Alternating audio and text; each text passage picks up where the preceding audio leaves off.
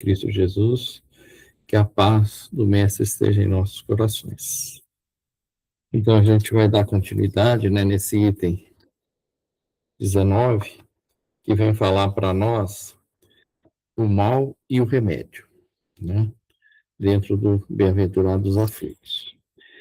Como o texto é grande, é um texto de Santo Agostinho, né, é um texto grande, a gente vai fazer por partes, para facilitar o entendimento, né. Então, a gente vai ler aqui o primeiro parágrafo. Ele começa assim: será a terra um lugar de gozo, um paraíso de delícias? Já não ressoa mais aos vossos ouvidos a voz do profeta? Não proclamou ele que haveria prantos e ranger de dentes para os que nascessem nesse vale de dores? Esperai, pois, todos vós que aí viveis, causticantes lágrimas e amargo sofrer, e por mais agudas e profundas sejam as vossas dores, volvei o olhar para o céu e bendizei ao Senhor por ter querido experimentai-vos.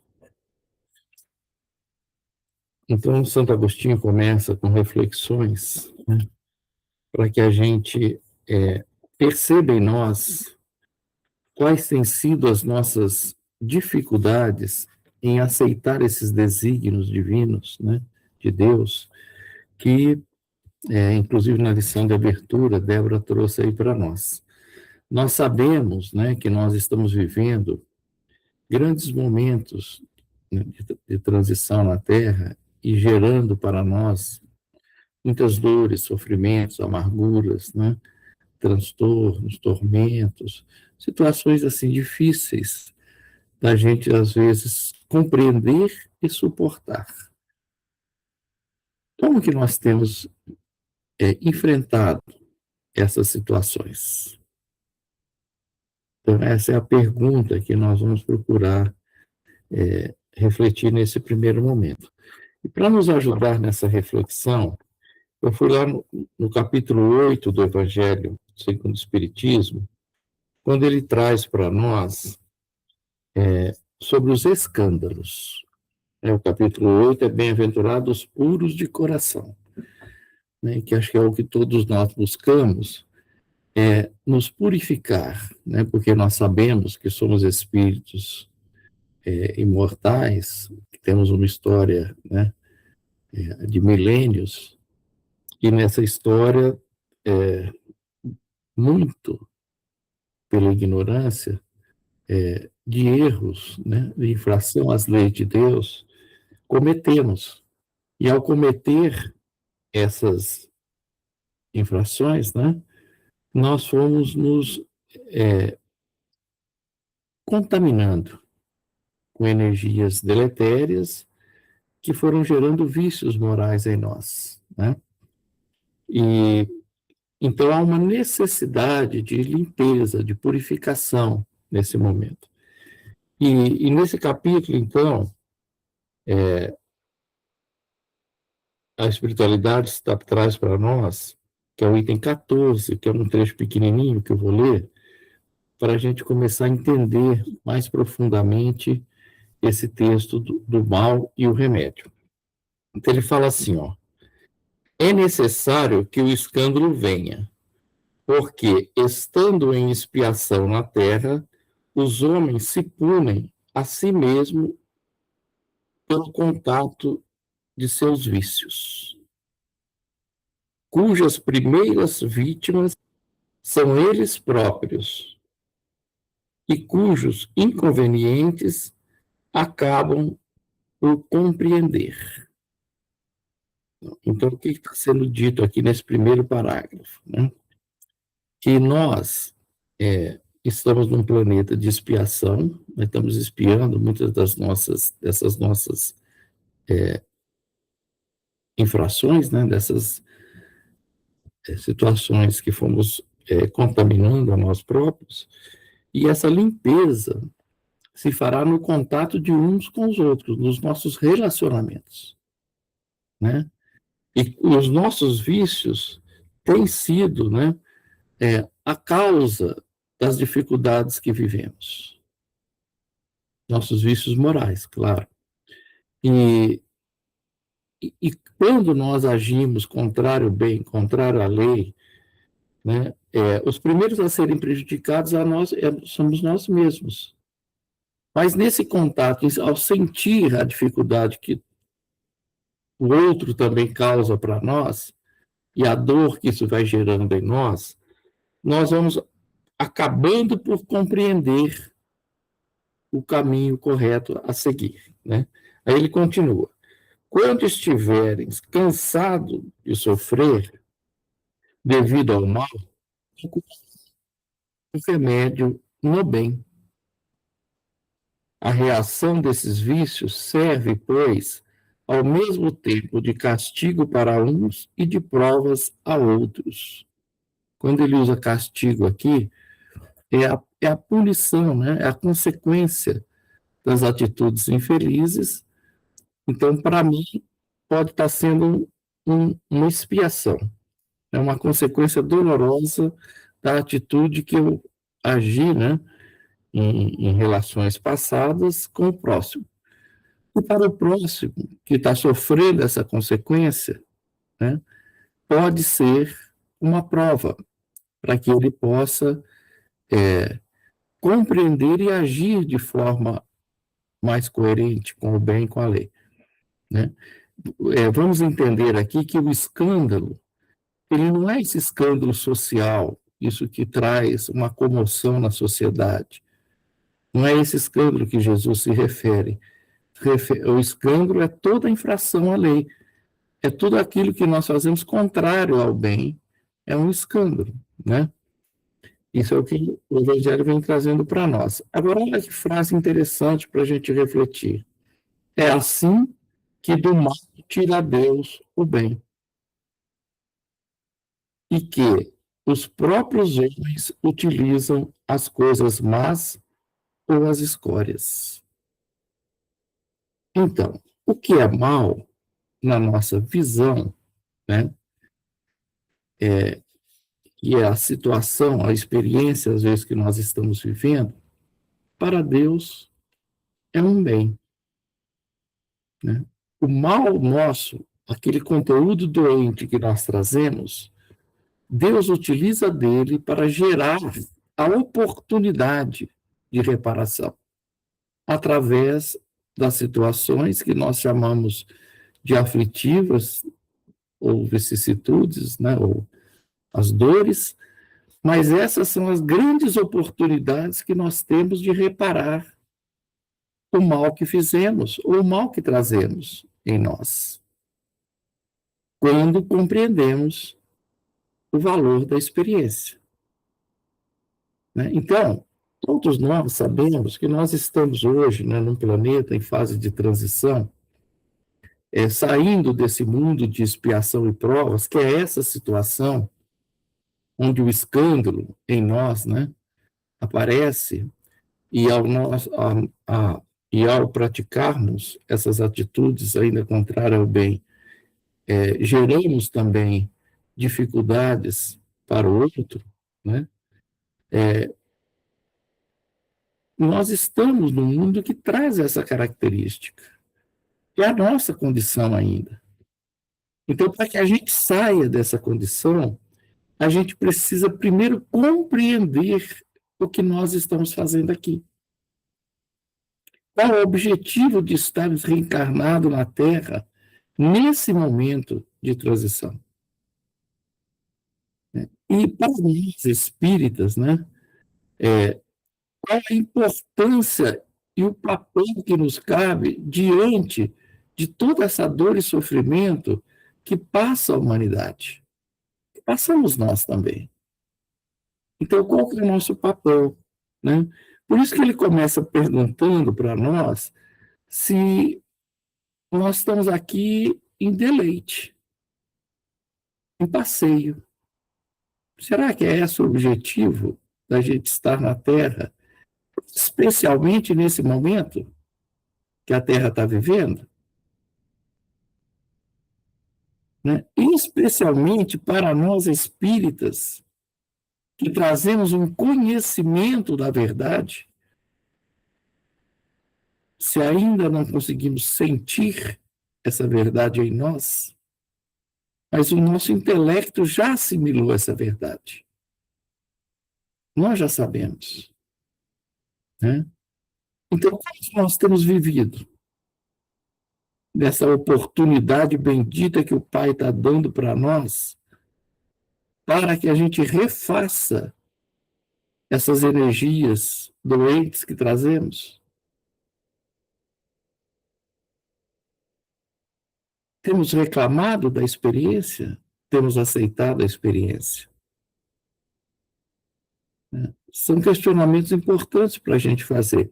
E o que ele começa, e que ele termina falando nesse primeiro parágrafo: esperai, aguarda.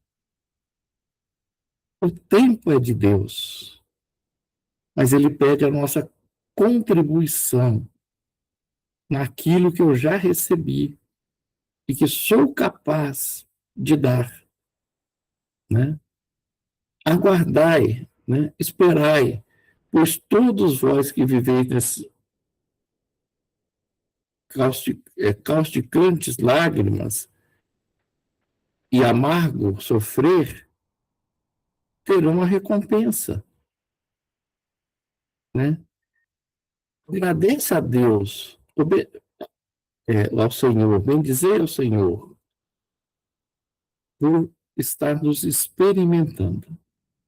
Nós estamos em processo, né, de avaliar as nossas construções.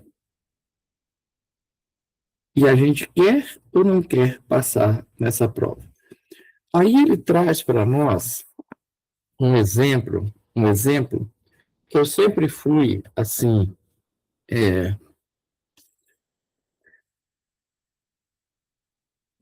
gostei muito desse exemplo, né? Ele vem falar assim para nós, continuando o texto: ó homens, dar-se-á, não reconheçais o poder do vosso Senhor, senão quando vos hajas curado as chagas do corpo e coroado de plenitude e ventura os vossos dias? Dar-se-á, não reconheceis o seu amor, senão quando vos tenha adornado o corpo de todas as glórias e lhe haja restituído o brilho e a brancura? Imitai aquele que vos foi dado para exemplo, tendo chegado ao último grau de abjação e da abjação e da miséria, deitado sobre uma estrutura, não, deitado sobre um instrumento, disse ele a Deus: Senhor, conheci todos os deleites da opulência e me reduzistes à mais absoluta miséria. Obrigado, obrigado, meu Deus, por haver querido experimentar o vosso servo. Então, a gente tem sentido e visto, né, que o nosso agradecimento a Deus são quando as coisas boas acontecem conosco, boas na nossa visão, né? Nesse deleite, nesse prazer, né? Porque todas as coisas, na verdade, são boas. Todas as experiências são boas, porque todas as experiências vêm de Deus, né? São essas oportunidades. Mas nós não temos sabido ainda, né, agradecer ao Pai pelas experiências que consideramos amargas, dolorosas, porque ainda nós nos vemos como corpos. Nós temos dificuldade de sentir o espírito imortal que somos. e que toda a construção que fazemos, ela, construção positiva, né? Ela permanecerá conosco para a eternidade. E esse é o valor. O valor não é aquilo que construímos transitoriamente, embora muitas coisas são importantes, principalmente quando geramos o bem para nós e para o próximo. Mas o bem real, né, é aquilo que fica conosco para sempre. E isso, muitas vezes, são nas experiências mais difíceis, mais dolorosas, que nós vamos construir esses valores imperecíveis, né? E ele dá de exemplo aqui nessa fala, né, Jó, né? Aí eu acho interessante a gente entender um pouco a história de Jó, para ver por que que ele coloca aqui, né? Senhor, conheci todos os deleites da opulência e me reduzistes à mais absoluta miséria. Porque Jó, ele era uma pessoa rica, era uma pessoa justa, temente a Deus, né? Era uma pessoa respeitada, fazia o bem, né? E o exemplo dele vem trazer para nós talvez um exemplo maior de resiliência e de uma fé inabalável. Porque aos 70 anos, mais ou menos, né, em pouco tempo, ele perdeu tudo. Então, Jó tinha 10 filhos, escravos, animais, né, e uma fortuna. Em pouquíssimo tempo, ele perdeu tudo isso. E começou a viver uma segunda etapa, né, que foi uma discussão, fala a história dele está no Velho Testamento, mas Jó viveu há mais ou menos 4.000 anos antes do Cristo, né, no Oriente Médio. E a história dele foi escrita há 2.500 anos, mais ou menos, atrás, ou um pouco mais, né, pouco antes do Velho Testamento. E ela consta no Velho Testamento, né, essa história de Jó.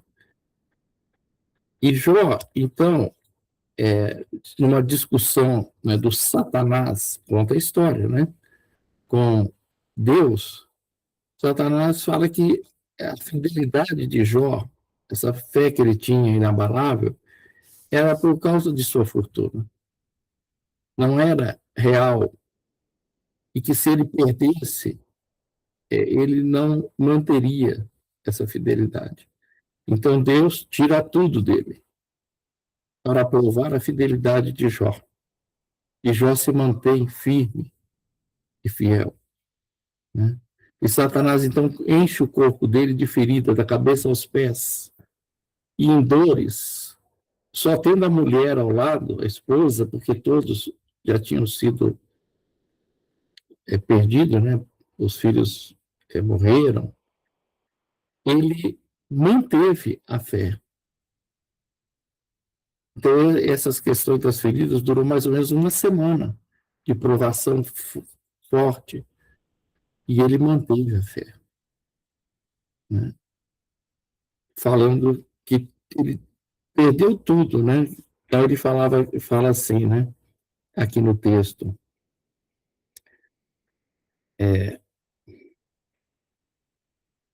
conheci todos os deleites da opulência e me reduziste à mais absoluta miséria. Obrigado, obrigado, meu Deus, por haveres querido experimentar o vosso céu. Então, é aquilo que nós estamos falando, né? Que devemos agradecer as nossas experiências, porque Deus está querendo nos experimentar naquilo que nós já temos, porque Ele nunca vai dar para nós uma condição que nós não tenhamos ainda as bases para suportá-la, né? E Deus tinha certeza de que Jó tinha essas bases e suportou. Então, ele é um exemplo dessa fé, dessa resistência, né? Para nós, é uma história, né, de mais de 5, 6 mil anos atrás, mas é uma história muito forte, valorosa para nós, para que a gente possa, né, ser, exemplificar, né, as nossas experiências, né, que a gente possa compreender que tudo que Deus nos dá é bênção, né, é uma oportunidade grande para nós. Tá? Bom, tranquilo até aí, gente? Aí tem mais um, uma continuidade aqui, né? Ele fala assim: até quando? Ele continua nos questionando, né? Até quando os vossos olhares se detêm nos horizontes que a morte limita? Quando, afinal, vossa alma se decidirá a lançar-se para além dos limites de um túmulo? Houvesseis de chorar e sofrer a vida inteira? Que seria isso a par da eterna glória reservada ao que tenha sofrido a prova com fé, amor e resignação? Buscai consolações para os vossos males no porvir, que Deus vos prepara, e procurai-lhe a causa no passado. E vós, que mais sofreis, considerai-vos os afortunados da terra. Então, a nossa visão, né, ainda está muito nas questões dos prazeres da terra. Nós não conseguimos ainda sentir as alegrias do Espírito. Mas acho que nesse capítulo, né, quando ele fala ele fala que os que sofrem, né, ele, acho que é um dos itens anteriores aqui, ele fala que aquele que sofre são os eleitos do Senhor. Mas eleito no sentido que eles estão prontos para essa transformação. Eles estão na oportunidade renovadora, reparadora, né? Estão diante da redenção que nós temos que realizar, né, em nós mesmos, para com as leis de Deus. Então, eu trouxe um quadro aqui para que a gente possa estar refletindo sobre a nossa postura, né, diante das experiências que nós estamos sendo chamados a viver. Porque nós sabemos que todos nós passamos por grandes lutas, senão não estaremos na Terra, né? Mas uns passam com mais equilíbrio, né?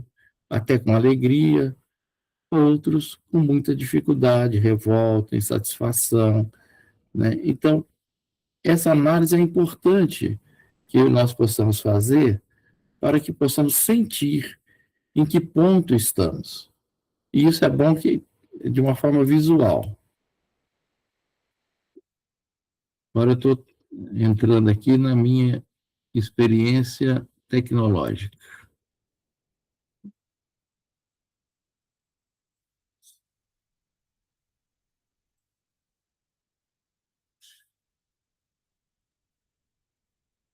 Deu certo?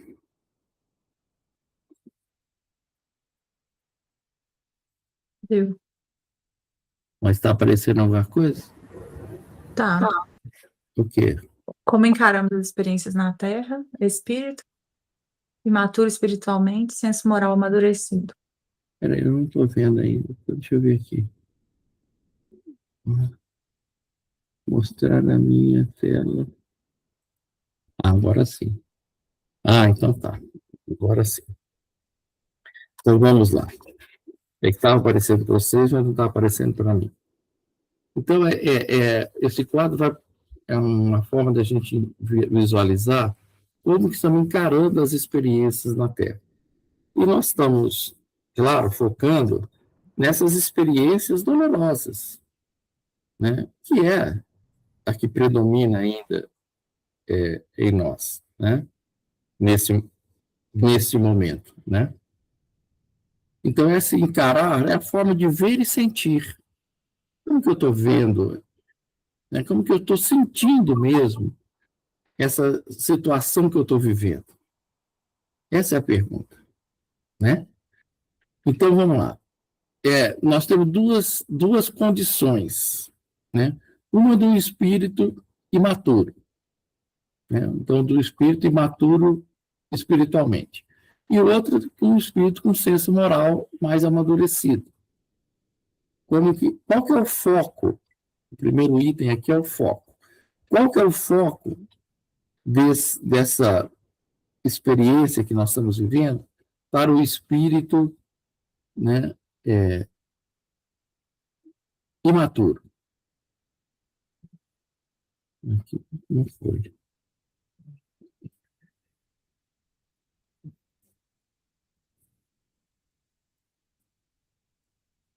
Cadê? Tá indo aí? Tá. Agora foi. Ah, tá demorando. Então vamos lá, ó. Os prazeres materiais imediatos, né? O, o imediatismo, poder, posse, a vida material. Esse é o foco do espírito mais imaturo. Tranquilo? Para o espírito mais amadurecido, o foco é evolutivo, é uma evolução espiritual. Oportunidade na Terra, né, passageira, de aprendizado e resgate, burilamento moral. Então, se é uma oportunidade passageira, né, nós não podemos perder muito tempo, não, porque as experiências passam, e cada experiência, né, tem um valor a ser adquirido. Né? E cada valor perdido, cada experiência não aproveitada, gera mais dor para o espírito. Mas o espírito, então, mais evoluído, ele sente isso e deseja estar atento para não perder essas oportunidades. Qual é a reação dele em relação às provas que ele vive? Então, o espírito imaturo, ele se acha injustiçado, revoltado, culpa o outro, né? Alimenta o egoísmo. Então, nada é ele. A causa não está nele. A causa está em Deus, está no próximo, está no governo, está em alguma situação que ele quer justificar-se. E para o espírito mais amadurecido, né? Aceitação dessas adversidades com resiliência, como o caso de Jó, né? Desafios como ferramentas necessárias para o seu burilamento e crescimento espiritual. Então, ele vê essas experiências dolorosas, essas provas, como um desafio. E todo desafio é para ser vencido, né? Não é para a gente desistir, né? Não é para a gente fugir da responsabilidade, né? E não se revolta. Se alguém quiser acrescentar alguma coisa e falar, fique à vontade, tá? E qual que é, então, a visão em relação ao outro? Então, do espírito imaturo, né, relaciona-se pelo egoísmo e pelo interesse pessoal. O sucesso alheio pode gerar inveja. Então, veja, a gente se incomoda com o bem-estar do outro, quando estamos nessa situação de ainda uma certa imaturidade, né? A inveja, os ciúmes, todos esses, né, vícios morais são, é, são situações que mostram a nossa condição espiritual. E o espírito mais amadurecido, né? Tem uma empatia com o próximo, compaixão, se condói com a dificuldade do outro, busca ajudar, né? Está sempre aberto para, né, a conversa, para o auxílio, para aquele que tiver ao seu alcance, né? Isso é fruto do amor ao próximo. Por ele ver o outro como irmão, como alguém que, como ele, precisa estar junto para construir, né, para caminhar, né, e ver com alegria o bem-estar do próximo. Então, ele sente bem. Então, como é que nós estamos nessas relações? A gente precisa perceber. Eu me sinto. Eu estou vivendo uma experiência nesse momento que tem me trazido muita alegria, né? E, e aí a gente vai sentindo a reação dos outros em relação a isso, né? Então, como é que nós estamos? A pergunta tem que ser para nós, né? E qual que é o propósito dele na experiência, né? Então, para o espírito mais imaturo, né? Evitar a dor a qualquer custo. Falou em dor, estou fugindo dela, né? Mas a dor não é essa oportunidade de reparação, não é essa experimentação que o Pai está fazendo conosco, não é esse teste para avaliar as nossas condições. Então, por que eu quero fugir da dor? Né? Porque eu não compreendo que ela é um bem, em vez de ser um mal. Né? Viver confortavelmente, sem refletir sobre o sentido da vida. Não importa o amanhã, eu quero estar bem hoje. Né? Assim, se eu tiver que prejudicar alguém para estar bem hoje, eu prejudico. Então, porque eu quero esse conforto, né? Íntimo, mas que, no fundo, é uma aparência, né? Ele não é uma realidade, porque ele não consolida na intimidade do espírito. E o espírito mais amadurecido, né? Ele vê o propósito dele na existência ou nas experiências é a transformação íntima. É o principal foco, objetivo dele na existência, é a sua mudança, a sua melhora como espírito, né? Esforça-se para superar suas más inclinações. O verdadeiro espírita, né, gente? Que está lá, o homem de bem. Se a gente pegar o homem de bem, ele vai se enquadrar aqui, né, no espírito mais amadurecido. E o homem de bem é o ápice do espírito amadurecido, né? É o que está né, no mais, aquilo que traz o evangelho para nós, é o que está no mais alto nível de conscientização, né, dos seus deveres e dos seus objetivos. Né? Então, quando a gente está na existência, né, a gente assume responsabilidades. E nós vamos falar no próximo item agora. Tá tranquilo aí, gente? Esse quadro está bem claro? Alguém quer comentar alguma coisa? Me falaram como é que sai. Agora eu estou precisando aprender como é que é, mas eu acho que eu sei. Vamos ver. Clica Ó, na flechinha. isso aí, ó. Aqui, agora. Mais um. Acho que sim. Bom, Parar a apresentação. onde que ela está? Onde que está esse parar a apresentação? É na flechinha lá. Clica nela. Já saiu a flechinha.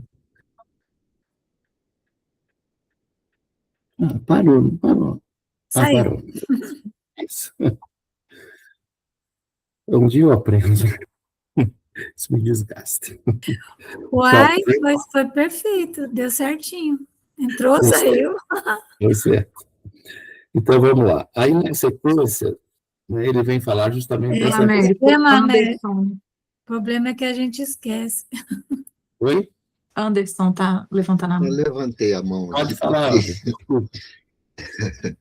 tem situações que eu me encaixo mais na primeira coluna, e tem situações que eu acho que eu me encaixo mais na segunda.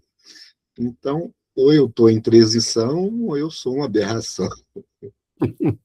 Nós todos estamos em transição. Você não é o único daqui que está assim, não, viu, Anderson? Quem está falando, eu acho que está mais nessa situação do que você. Mas é por quê? Nós estamos mesmo no mundo de transição. Nós estamos desejosos de ser melhores. O importante é que hoje nós já temos uma consciência desperta, um desejo mesmo de caminhar. Mas ainda temos algumas coisas que nos arrastam, né, que são as tentações, né, que são esse conteúdo que Emmanuel chama do pano de fundo viciado, né, que está em nós ainda. Ele muitas vezes faz com que a gente repita as mesmas atitudes equivocadas do passado. Mas, por outro lado, hoje nós já trazemos recursos, e principalmente o conhecimento e as oportunidades, que vem sempre ligado ao conhecimento, né, que são essas experiências, as pessoas que estão conosco, para que a gente possa contrabalançar essas energias que são milenares em nós, doentes, com esse novo que tem chegado, mas tem chegado com força, né? Com força de ação, principalmente no nosso pensamento, que é onde nós vamos atuar, né? Para essa mudança. Porque do pensamento vai gerar todo o restante que precisamos, que são os nossos sentimentos e as nossas ações, né? Bom, aí ele fala assim, na sequência, nós vamos falar um pouco disso agora, tá? Ele fala assim, ó, como desencarnados... Não, peraí, deixa eu ver, é aqui mesmo. Como desencarnados, quando pairáveis no espaço, escolhestes as vossas provas, julgando-vos bastante fortes para suportar. Por que agora murmurar? Vós que pediste a riqueza e a glória, quereis sustentar luta com a tentação e vencê-la? Vós que pediste para lutar de corpo e espírito contra o mal, moral e físico, sabeis que quanto mais forte fosse a prova, tanto mais gloriosa a vitória, e que se triunfasseis, embora tivesseis o vosso corpo parado numa estrumeira, dele ao morrer se desprenderia uma alma de rutilante alvura e purificada pelo batismo da expiação e do sofrimento. Então, essas escolhas que nós estamos vivendo hoje, nós não temos dúvidas, né, mais pela doutrina espírita, que nós participamos na elaboração dessas experiências, né? As injunções, né, foi nos mostrado a necessidade para o espírito que somos de viver essa experiência. Então, a pergunta que ele faz, E por que que agora a gente quer desistir, quer reclamar, não aceita, põe a culpa não sei em quem, né? Aí nós fomos lá no Livro dos Espíritos, e lá tem um capítulo, quando fala da vida espírita, né, que é o capítulo 6, tem um item que comenta sobre a escolha das provas. Né? Aí a pergunta 258 fala assim: quando na erraticidade, antes de começar nova existência corporal, tem o espírito consciência e previsão do que lhe sucederá no curso da vida terrena? Então, a gente tem consciência e uma ideia, né, uma previsão do que vai nos acontecer, né? O que vocês acham? A resposta dos espíritos é assim, ó. O próprio escolhe o gênero das provas, por que há de passar. E nisso consiste o seu livre-arbítrio. Então, o livre-arbítrio, né, é um dos atributos do espírito, só nós o temos na criação, é o que identifica, uma das identificações do espírito, né, é essa liberdade de pensar e agir, né? Mas, muitas vezes, né, na nossa história, ou principalmente no início da nossa história, como espírito, nós usamos mal esse livre-arbítrio. Toda vez que nós abusamos de alguma situação ou de alguém, nós estamos fazendo mau uso do livre-arbítrio. E aí é que gera, né, essas tendências, né, negativas, esse mal que está em nós, né, vem desses abusos do livre-arbítrio. Mas Deus, na sua infinita bondade, né, e no desejo, né, se é que Deus tem desejo, de querer que a nossa construção, né, espiritual seja validada por nós, por isso que ele nos dá o livre-arbítrio, ele não decide para nós, as suas leis nos direciona para um objetivo, mas ela não determina. A determinação, o único determinismo divino é que chegaremos na perfeição, na felicidade, né? Mas não, que aliás é o próximo item que nós vamos trabalhar, mas não nessa fase intermediária. Então a dor ou o sofrimento, ele vem com uma condição de reparação ou de retomada do caminho. Mas quem escolhe isso é o próprio espírito, mais consciente. Quando nós não temos consciência, quando nós estamos ainda numa imaturidade muito grande, que vamos escolher, às vezes, pelas situações que vai nos prejudicar mais do que nós já estamos prejudicados, há uma interferência dos espíritos benfeitores para nos redirecionar, né, para um caminho melhor. Mas isso quando a gente não tem condição de escolher. Mas os espíritos estão falando aqui que nós que escolhemos as nossas provas. E no estado que nós estamos, eu não tenho dúvida disso. Quem escolheu estar na doutrina espírita fomos nós. Mas não agora. Agora a gente afirmou essa escolha. Mas essa escolha foi feita no plano espiritual, né? Quando nós traçamos o nosso planejamento reencarnatório.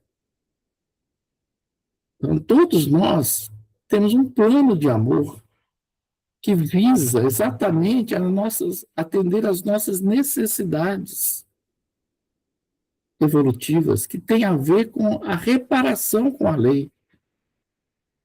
Reorganizar aquilo que está desorganizado em nós. Limpar aquilo que está sujo em nós, na intimidade. Toda reencarnação, esse plano que visa sempre o nosso bem de acordo com o que eu dou conta de realizar. Então, tudo que a gente vive tem um porquê. E esse porquê, além de ter sido causado por nós, né, no passado, ele é o amor de Deus agindo para nós, em nosso favor. Então, a gente precisa, assim, ampliar esse entendimento, né? Ainda é a pergunta que fala assim, ó, não é Deus, então, quem lhe impõe as tribulações da vida como castigo? Porque quando a gente não aceita a prova, não aceita a experiência, a gente acha que nós estamos sendo castigados. E acha que Deus, então, que muitas vezes a gente coloca a culpa em Deus. Acho que no nosso nível de consciência, a gente já não está mais assim. Pelo menos eu espero. Mas muitos ainda acham, tanto é que vem a pergunta de Kardec, né? E a resposta é a seguinte: nada ocorre sem a permissão de Deus. Vamos entender isso já já. Porquanto foi Deus que estabeleceu todas as leis que regem o universo. E de agora perguntar por que decretou ele esta lei e não aquela, dando ao Espírito a liberdade de escolher, da consequência, não, peraí, escolher, Deus lhe deixa a inteira responsabilidade de seus atos e das consequências que esses tiverem, né? Então, Deus nos dá a liberdade, mas a responsabilidade e a consequência, que é o que nós vivemos, também nos pertence. Paulo fala, né? A colheita é livre, porque Deus nos deu a liberdade.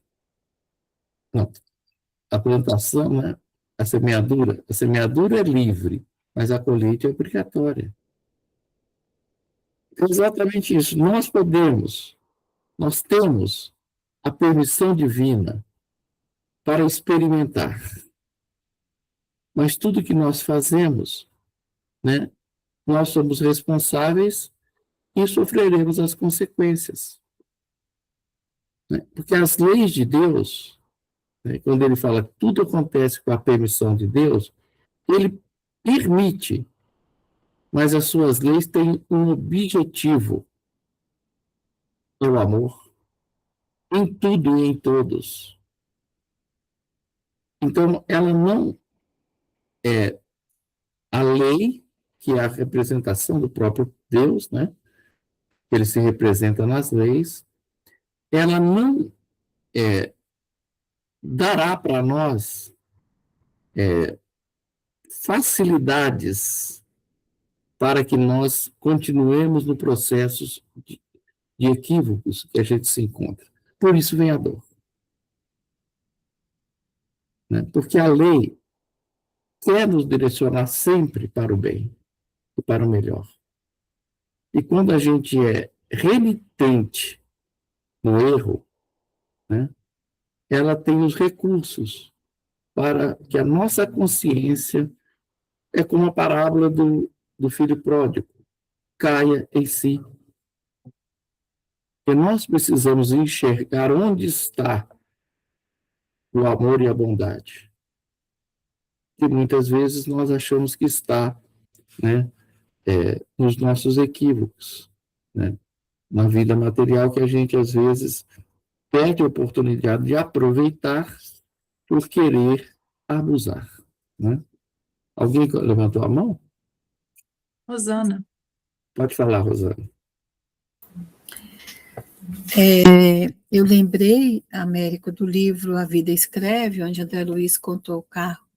É atribuído a André Luiz, mas o livro, acho que o espírito é o Hilário Silva, que conta a experiência de Saturnino, que ele veio com um compromisso grave de perder o braço, e aí ele, salvo engano, né, ele era dirigente de reunião mediúnica, e era uma pessoa, um benfeitor, assim, encarnado, né? Trabalhava, fazia muita caridade, mas tinha esse compromisso por ter havido usado mal, né? O seu livre-arbítrio. Aí ele vai, como trabalhador da gráfica, ele perde um dedo. E aí ele fica, né, chateado, revoltado, que ele era uma pessoa que trabalhava na casa espírita, que dava tudo de melhor, que aquilo não fazia sentido para ele, né? E ele ficou muito chateado. Aí a espiritualidade, na reunião que ele trabalhava, falou de como que ele agia com os escravos, né? Que ele espremia lá, eu acho, as mãos, os braços dos escravos, e que, como compromisso como colheita, né, ele teria que vir aqui e perder um braço num acidente. Só que pela misericórdia, igual você disse, né, de Deus, que muda, né, o próprio doutor Bezerra de Menezes, ele fala que às vezes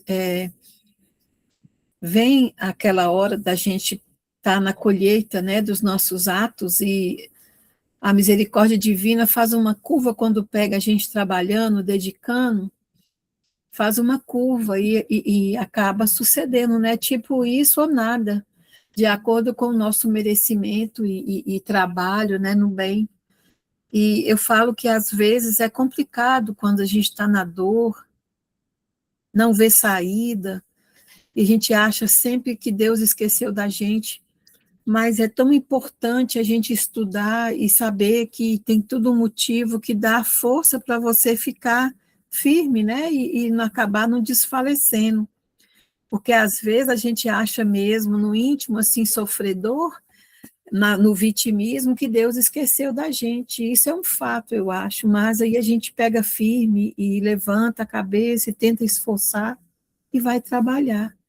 Só queria corroborar com o que você falou, e também Jesus fala disso no Boa Nova, no capítulo sobre Nicodemos, quando ele fala com um dos apóstolos.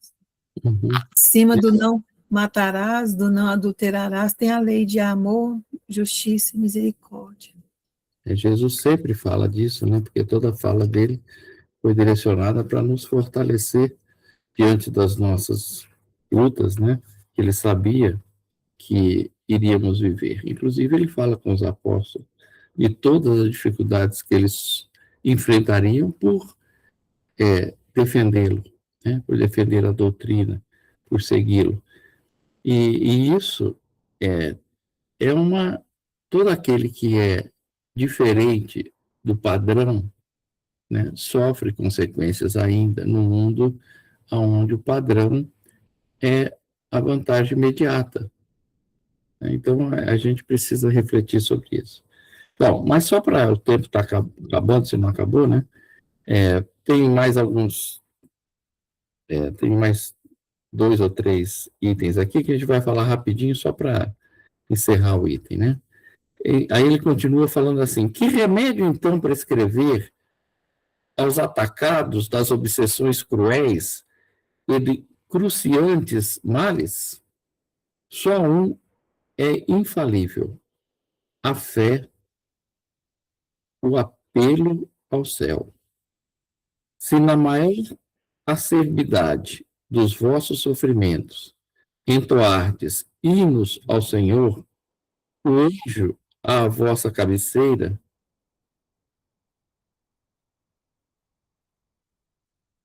com a mão vos apontará o sinal da salvação e o lugar que um dia ocupareis.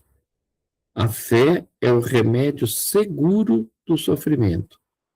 Mostra sempre os horizontes do infinito diante dos quais se esvaem aos poucos dias brumosos do presente. Não nos pergunteis, portanto, qual o remédio para curar tal úlcera ou tal chaga, para tal tentação ou tal prova. Lembrai-vos de que aquele que crê é forte pelo remédio da fé, e que aquele que duvida um instante a sua eficácia, é imediatamente punido, porque logo sente as fugitivas angústias da aflição. Bom, então, está mostrando para nós, assim, a necessidade, né, da gente alimentar esta fé.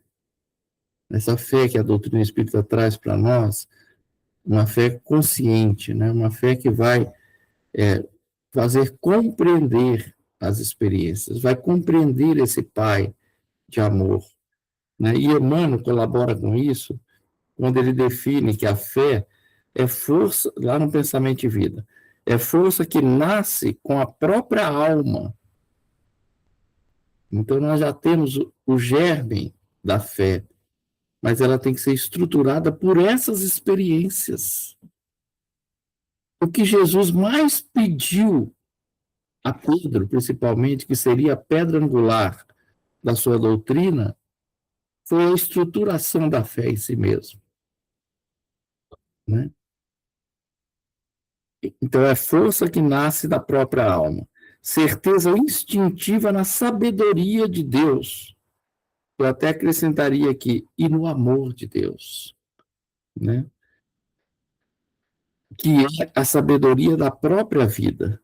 Palpita em todos os seres, vibra em todas as coisas. Então, a fé já é um recurso que a gente vai estruturando ao longo dessas experiências. E o conhecimento tem dado, porque a inteligência é base da fé. Está lá no Evangelho segundo o Espiritismo, tem um capítulo interessante para a gente ver lá, que é a fé que transporta montanhas, as montanhas das nossas iniquidades. E Emmanuel, no Pensamento de Vida, fala assim: o bem eterno é a mesma luz para todos, mas concentrando-lhe a força em nós, por intermédio de positiva segurança íntima, é certo que mais eficiente lhe retrataremos a glória. Então, gente, o nosso pensamento tem que ser alimentado pelo bem, pela força que Deus é por nós. A fé só se estrutura quando a gente consegue vencer as nossas provas, né, agradecendo a Deus pelas oportunidades. Né? E para que a gente encerre, eu não vou falar mais nada, só vou ler. O Senhor,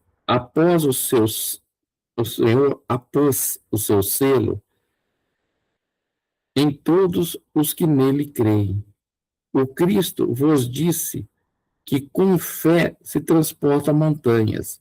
E eu vos digo que aquele que sofre e tem a fé por amparo, ficará sobre a sua égide e não mais sofrerá. Os momentos das mais fortes dores lhe serão as primeiras notas alegres da eternidade. Sua alma se desprenderá de tal maneira do corpo que, enquanto se estorcer em convulsões, ela planará nas regiões celestes, entoando com os anjos hinos de reconhecimento e de glória ao Senhor. Ditosos os que sofrem e choram, alegres estejam suas almas, porque Deus as cumulará de bem-aventuranças. Santo Agostinho, Paris, 1863. Era isso, gente. A gente agradece aí vocês. Débora? Nós que agradecemos, né?